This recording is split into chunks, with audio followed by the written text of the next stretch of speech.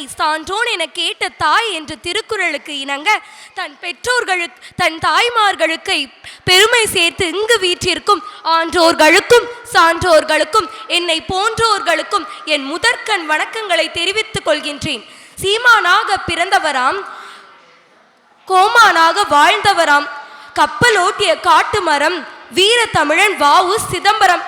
ஆம், இன்று இவரை பற்றி தான் நான் உங்கள் முன் பேச வந்துள்ளேன்.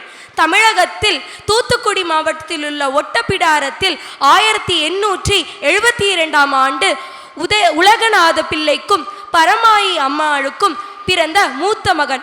ஒட்டப்பிடாரத்தில் தன் கல்வியை முடித்து திருச்சியில் 1896 ஆண்டு தனது சட்டப்படிப்பையும் முடித்து வழக்கறிஞரானார்.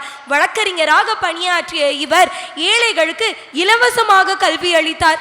நம் நாட்டு கடலில் நமக்கு கப்பல் விட உரிமை இல்லையா, உப்பெடுக்க உரிமை இல்லையா என்று நெஞ்சம் கொதித்த வ.உ.சி. ஆரம்பித்ததே நவாய் சங்கம். பின்னர் இந்திய மக்கள் கடல் கடந்து வாணிகம் செய்ய வேண்டும் என்று நினைத்ததால் அவர் தொடங்கியது சுதேச கப்பல் கம்பெனி.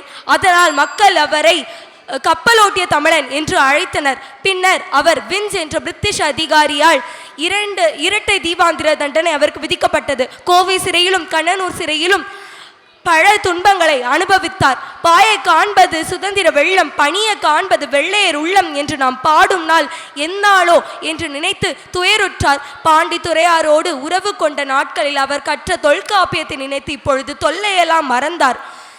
இப்படிப்பட்ட ஒரு பன்முக தன்மை கொண்ட இவர் நவம்பர் 18, 1936 அன்று காலமானார். ஆனால் அவரை கௌரவிக்கும் வகையில் அவரது 100வது பிறந்தநாள் அன்று இந்திய அரசு அஞ்சல் தலை வெளியிட்டது.